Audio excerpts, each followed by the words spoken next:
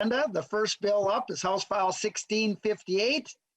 Representative Stephenson, would you like to move your bill? Thank you, Mr. Chair. I'd move the House File 1658 for possible inclusion. Very good. Would you please explain what House File 1658 does? Absolutely, Mr. Chair. And members of the committee, last spring when the COVID-19 virus first struck, the pandemic caused an economic crisis. The state saw a surge in unemployment applications unlike any it had ever seen before. In the 3 weeks in late March and early April, DEED actually received more UI applications just during those 3 weeks than it did in all of 2019. And at the same time, the federal government passed the CARES Act, creating a new $600 a week supplemental UI benefit, as well as a new program called Pandemic Unemployment Assistance, which provided a UI-like benefit to millions of people who historically weren't able to get UI at all, the gig workers and independent contractors. So think for a minute about what the state and federal government were asking DEED to do during that time. Process more applications in a month than they usually do in a year, and create two new massive programs impacting thousands of Minnesotans, all during a pandemic. And oh yeah, make sure you're properly socially distanced while you're doing it. Judged in the light of those circumstances, DEED did remarkably well. We were one of the first states to get those $600 payments out the door, and one of the first, if not the first, state to get PUA off the ground. DEED speed was particularly important in the face of an economic crisis we were facing at the time, and without DEED acting quickly, a bad situation would certainly have been worse. But speed is not without cost. In order to get those relief payments out the door as quickly as possible, DEED did not withhold taxes from the $600 payments. To do that would have entailed delaying the relief for a substantial period of time. So Minnesotans got unemployment relief payments where tax was withheld on a portion of their benefit, the regular portion, but not the whole thing. And the consequence is that many are now facing an unexpected tax burden. My bill would wipe out that unexpected tax burden by allowing a subtraction for the supplemental unemployment insurance or unemployment benefits, in other words, the extra $600 a week and $300 a week payments. Now, a lot has been said about the K-shaped economic recovery we are in, and all recessions fall disproportionately on poor people, but this one was particularly bad, and the recovery has been historically inequitable. And this bill is a way to provide funds directly to the people who were hit hardest by the economic crisis. If we can afford to help anyone with a tax cut right now, we should be prioritizing those hit hardest and those who are most vulnerable. And that's what this bill does. And Mr. Chair, I'm happy to answer any questions the committee might have. So thank you very much, Representative Stephenson. And since even your bill was introduced, of course, what the federal government is now looking to pass through, at least what the Senate passed through, would allow a subtraction up to the first, I think, $10,200 of that income. So that's, well, it hasn't gone into law, but that's something they're considering at this point. So first of all, any questions for Representative Stephenson on the bill before we move any further? Representative Garofalo. Thank you, Mr. Chairman, and either for the author or for nonpartisan staff. So there has been at the federal level the $2 trillion plan that's going through right now. There is language in that bill that either directly or indirectly prohibits states from cutting taxes. And if maybe either the author or nonpartisan staff could tell us how the interaction of that, how we expect that interaction in that bill is going to apply to this bill. Staff, we would like to, Mr. Williams. Chair Markwart and Representative Garofalo, I pulled up kind of parsing through the congressional record what I think is the Senate language from the federal bill about using the funds provided to states and local governments, and the Senate passed stimulus bill. There's sort of three categories that are allowed uses under the federal law. It can be used to respond to the public health emergency or its negative economic impacts. There's some specific details about what could be done there: assistance to households, small businesses, or nonprofits, or aid to impacted industries. It can also be used for the provision of government services to the extent of the reduction in the revenue for the state. or to make necessary investments in water, sewer, or broadband infrastructure. There's also a separate paragraph in the federal bill that essentially says a state or can't use the funds to either directly or indirectly offset a reduction in the net tax revenue of the state during the covered period, is the language of the bill, by reducing a tax. And the covered period is defined as a period of time beginning on March 3rd and ending on the date in which all funds provided by the federal act are spent by the state. So, Mr. Chairman. Yeah, Representative Garofalo. Thank you, Mr. Thank you. Mr. Chairman, and so Mr. Williams, and again, I realize that this bill is still being drafted at the Federal House of Representatives. I have the language of the Schumer amendment that was offered. At what point would we know? And yeah, maybe I should clarify this. It's not that it prohibits us from reducing taxes. The $2 trillion bill doesn't do that. What it does say, though, is that there would be an offset. So if we were to reduce taxes in a manner that violated the Schumer amendment, this would result in our assistance being given by the federal government being reduced. When will we know sort of the parameters around how that's going to be enforced or applied to our state?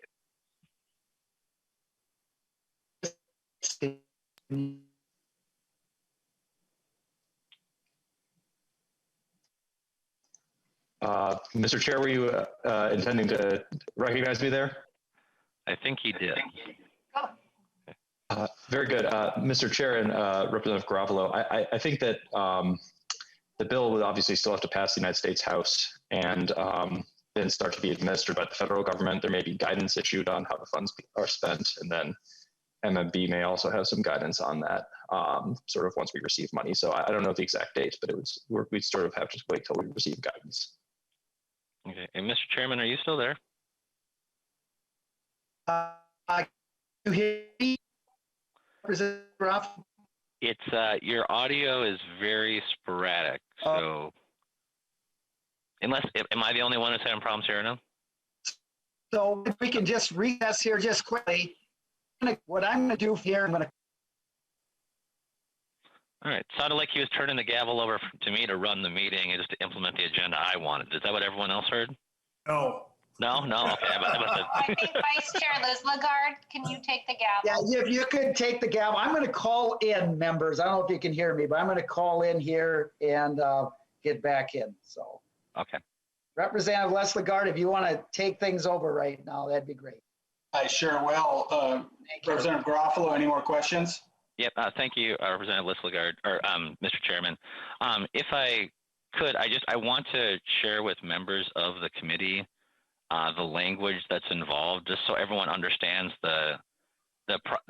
unless the federal government changes the stimulus bill, we're going to have some specific problems. And so this is the actual language from the Schumer amendment. And Mr. Chairman, I don't want to share my screen without your permission, but all my screen has is just the language around this. Can I share this with members of the committee to see what I'm referring to?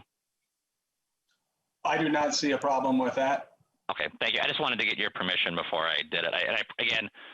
I'm not goofing around or anything. It's literally just going to share that screen. So I'll do that right now. And so, Mr. Chairman, if you could just let me know when you see this language on the screen. I do see it, Representative Garofalo. Okay, so this is the Schumer language right here. And really quickly, it says a state or territory shall not use the funds provided under this section or transferred, blah, blah, blah, either directly or indirectly offset a reduction in net tax revenue of such state or territory resulting from a change in law, regulation, administrative interpretation during the covered period that reduces any tax by providing for a reduction in rate, rebate, a deduction, a credit, or otherwise. Now, I think that the problem here is that this language "or indirectly" is problematic. Now, obviously, if the federal government's giving us assistance, if we were to take that money and then appropriate it directly as a tax reduction, I think I understand what they would be getting at. The problem is the inclusion of this indirectly language. The consequence of this is that it could result in any tax relief we offer in Minnesota diminishing our federal appropriation. So that is the problem I just wanted to highlight for members of the committee. I think it would be extraordinarily helpful if members on the tax committee could reach out to their members of Congress, regardless of party, and have them fix this issue. To describe this as problematic is a massive understatement. But I think right now, and Mr. Williams, I don't want to speak on behalf of you, but I think right now is it fair to say that you are waiting for guidance on what this language, how they're going to enforce it or what it means? Is that a fair statement? And before we go on, can folks hear me? Yep, we can hear you. We can. All right, very good. So Representative Leslegard, thank you. Hopefully I'll still be on here, but I heard what Representative Garofalo asked. And so Mr. Williams, can you answer that at this time? Chair Mark Orton, Representative Garofalo, I think that, as I mentioned, as you mentioned as well, the bill has not, yet been enacted federally, and then there may be guidance on how this money is distributed to the states and what are allowed uses. And so I think that we don't quite know exactly how this will work. Okay. And Mr. Representative Garofalo, your line here is excellent. I mean, there's a lot there, and I don't think we know exactly what it all means, but it could have, as you're saying, Representative Garofalo, some very significant implications. And so please proceed, but thank you for this. Yeah, and just, obviously if rank and file members are reaching out to the members of Congress, I think that has an impact. But if the highly esteemed and very powerful chairman of the tax committee were to do the same thing, perhaps it could have a greater impact. But that is, I don't think anyone intended at the federal level for that to block Representative Stephenson's, or to punish us for enacting Representative Stephenson's bill or for excluding PPP loans from taxation. But that's how the language reads right now with the Schumer amendment. And I would hope that there's nobody on this call or in this committee who supports that language as it's written right now, that we could try to get them to change that.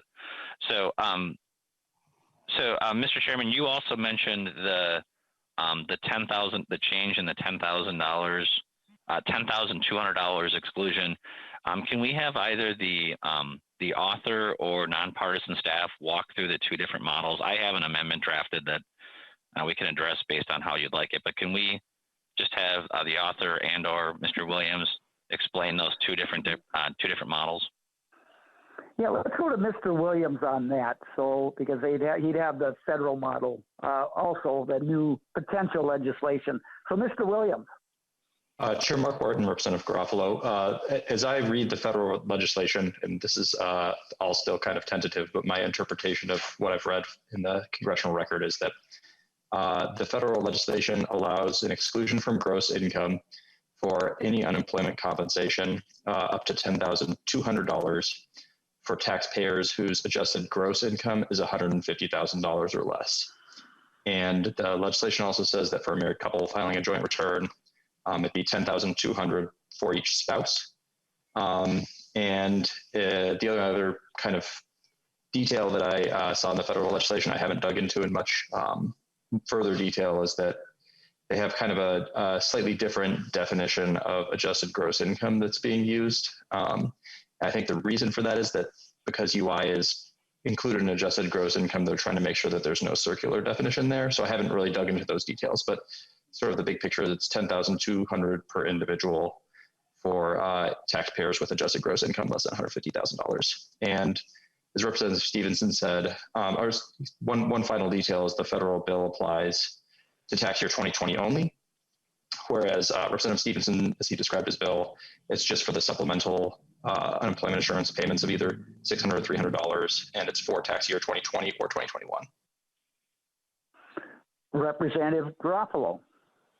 So thank you, Mr. So I think it's important for people to understand that what the federal Congress, what they've done at the federal level is they've decided a more equitable way of helping those who are unemployed. That rather than treating I don't want to say the enhanced unemployment benefits, rather than treating those differently and picking winners and losers where some unemployed receive a tax benefit and others don't. What they've done is just said $10,000, $200 unemployment income tax year 20 is going to be excluded from taxation.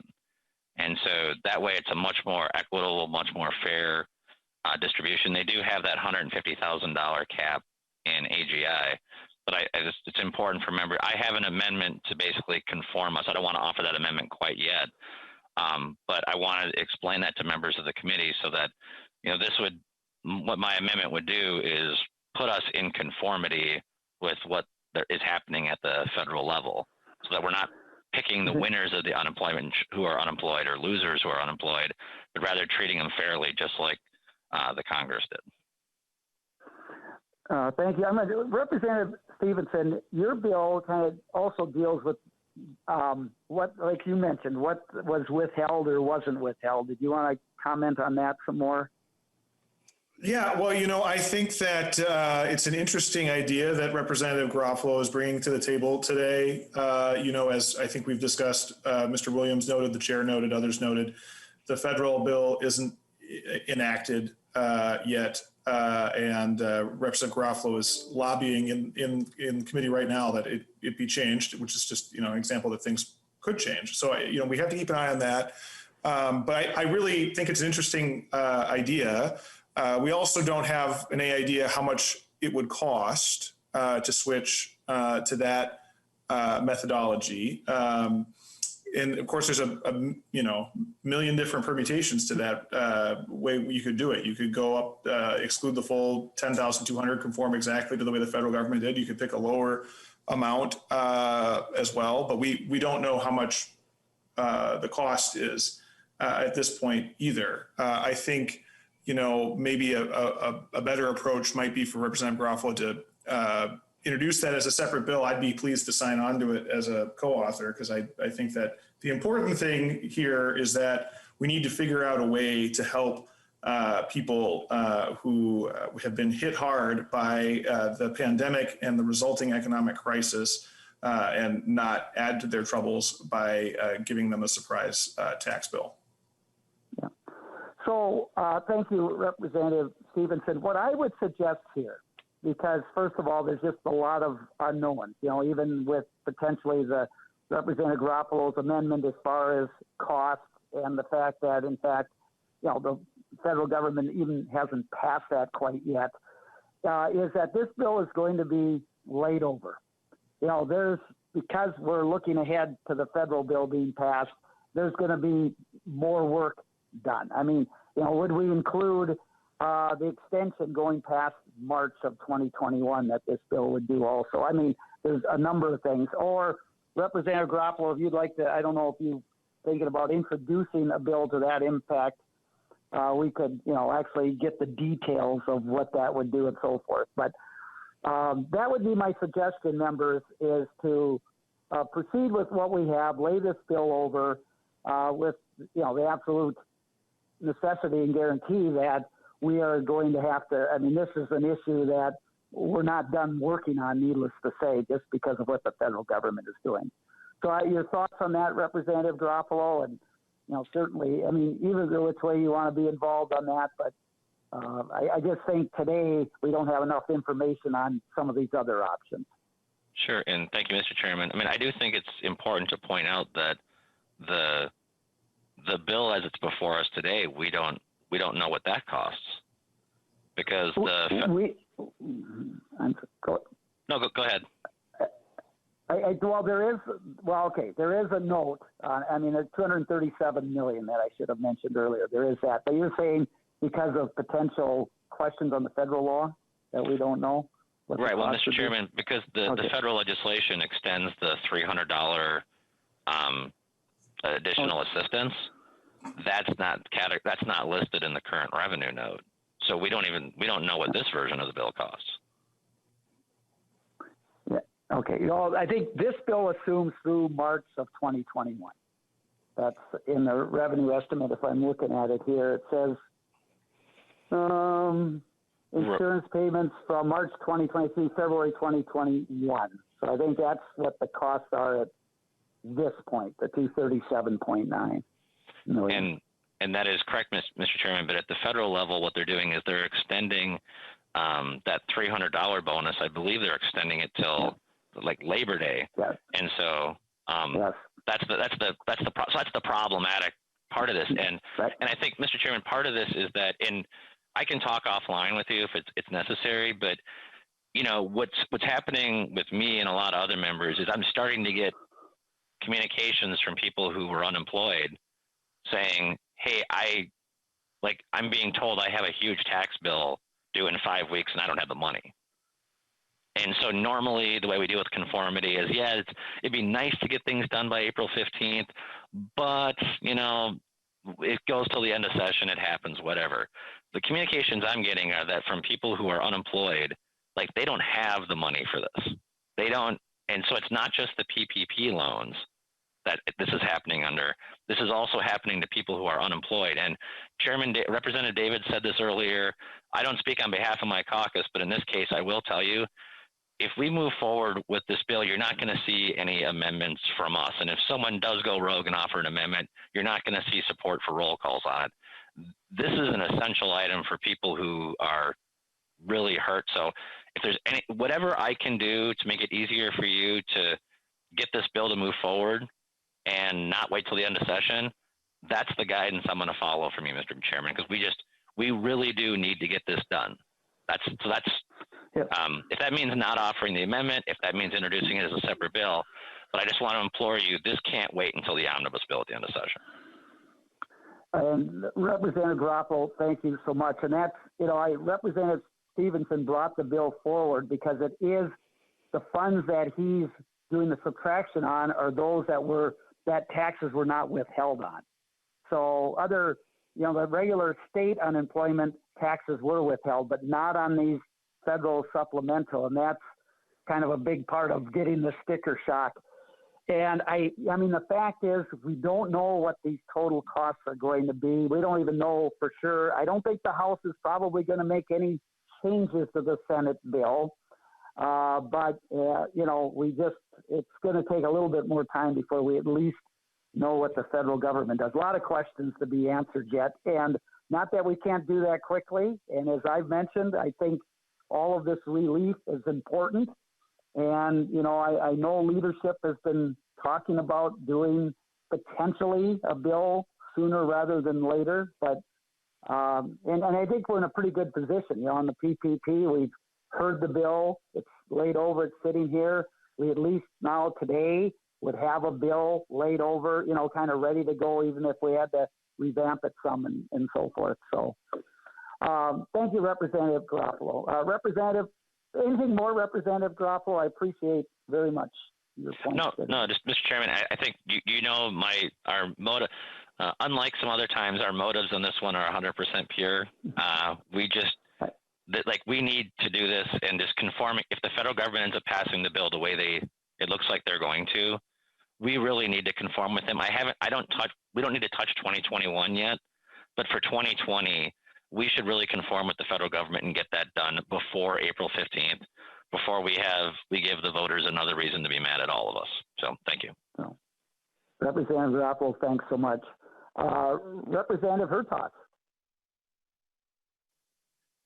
Thank you, Mr. Chair, and thank you, Representative Stephenson, for bringing this bill forward, and Representative Garofalo for your heartfelt need to address this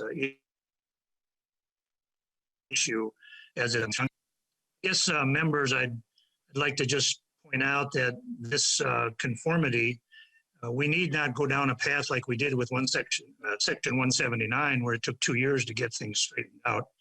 I think a lot of the folks who receive unemployment benefits oftentimes do not hire people to do their taxes and plow through it on their own.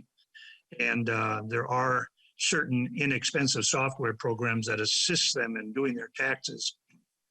But I think one thing that hasn't been discussed, Representative Stephenson, is that the federal deduction, the $10,200, is equal to the amount of money that the federal government dispersed to each recipient. It's 17 weeks times the $600. So that's the $10,200. I believe that is the number that is a deduction. I see Representative Garofalo shaking his head.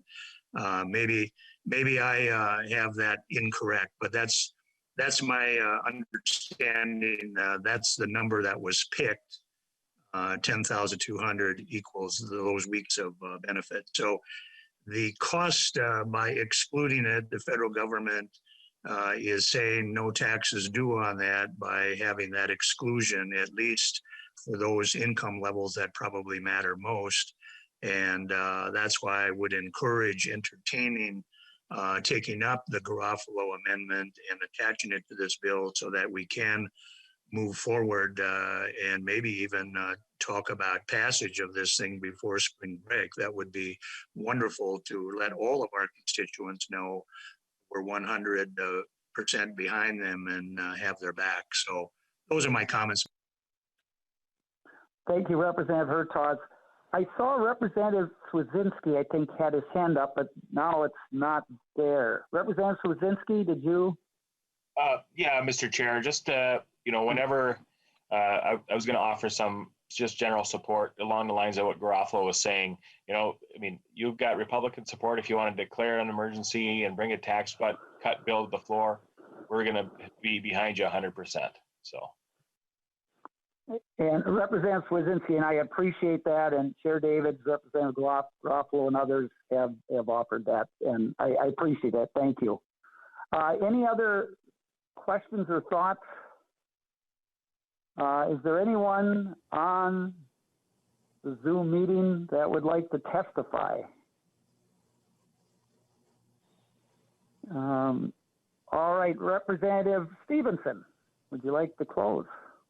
Thank you, Mr. Chair, members of the committee, and thank you for this, I thought, really productive discussion. I really do appreciate both of the points that Representative Garofalo raised. I think they are both very important for us to think about, and I'm very genuine in saying that I'd be pleased to continue to work with you, Representative Garofalo, on that issue, and if you decide to submit it as a separate bill, I'd be pleased to sign on as a co-author. I think we have a shared goal here of helping the people hit hardest by the pandemic, and I'm hopeful that we'll be able to accomplish that. So with that, Mr. Chair, I renew my motion. Representative Stephenson renews his motion to lay over House File 1658 for possible inclusion into the House Omnibus tax bill.